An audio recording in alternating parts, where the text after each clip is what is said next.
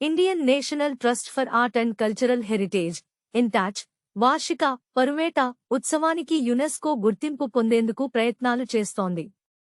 పారువేట ఉత్సవం గురించి ఆంధ్రప్రదేశ్లోని అహోబిలం పట్టణంలోని శ్రీ నరసింహస్వామి ఆలయంలో ఈ పండుగను మాక్ హంటింగ్ ఫెస్టివల్ అని కూడా పిలుస్తారు. కులమతాలకు అతీతంగా అన్ని వర్గాల ప్రజలు జరుపుకుంటారు.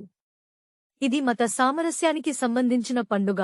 ముస్లింల వంటి ఇతర మత వర్గాల భక్తులు కూడా భగవంతుడికి ప్రార్థనలు చేస్తారు.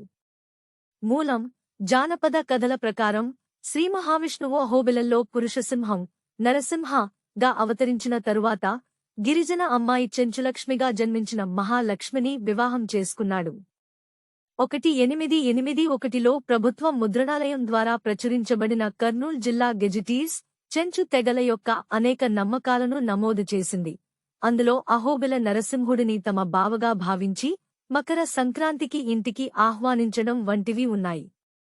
పరువేట ఆచారాలను సాధారణంగా విజయదశమి లేదా సంక్రాంతి సమయంలో అనేక దేవాలయాలలో పాటిస్తే, అహోబిలంలో ఇది ఒక మండలం 40 రోజులు నిర్వహిస్తారు.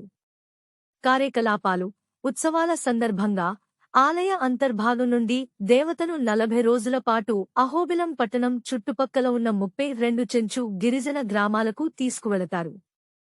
ఆదివాసీలు తమ విల్లును గురిపెట్టి పల్లకీపై 2 బాణాలు వేయడంతో ఆధ్యాత్మిక విహారం మొదలవుతుంది.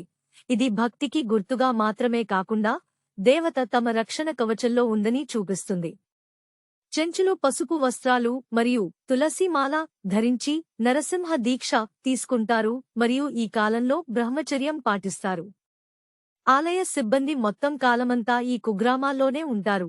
ఇది గతంలో అంటరానితనం యొక్క సూచన లేకుండా కులరహిత సమాజం ఉనికిని సూచిస్తుంది. చెంచు తెగల గురించిన ముఖ్య వాస్తవాలు. వీరు దక్షిణ భారతదేశంలోని కొండల్లో, ప్రధానంగా ఆంధ్రప్రదేశ్ రాష్ట్రంలో నివసిస్తున్నారు. ఇతర చెంచు కమ్యూనిటీలు తమిళనాడు, కర్ణాటక మరియు ఒరిస్సా రాష్ట్రాల్లో చూడవచ్చు. వారి స్థానిక భాష చెంచు అని కూడా పిలుస్తారు. ద్రావిడ భాషా కుటుంబానికి చెందినది. చాలామంది తెలుగు కూడా మాట్లాడతారు. అనేక మంది చెంచులు పెరుగుతున్న రైతుల వల్ల వారి సాంప్రదాయ సంచారం, ఆహార సేకరణ జీవితాల నుండి బలవంతంగా బయటపడ్డారు. వారు ఇప్పుడు రైతులు లేదా అటవీ కూలీలుగా పనిచేస్తున్నారు. వారు అందులో నివసించే తేనెటీగ ఆకారపు ఇళ్లలో నివసిస్తారు. కొమ్మలు, రెల్లు లేదా కొమ్మలతో స్తంభాలు పెనవేసుకుని ఉంటాయి. చెంచు సమాజంలో వంశాలు, విస్తరించిన కుటుంబ యూనిట్లు, స్థానిక సమూహాలు మరియు కుటుంబాలు ఉంటాయి. వారు ఎక్సోగామస్, అంటే వారు ఒకే వంశంలో వివాహాన్ని అనుమతించరు.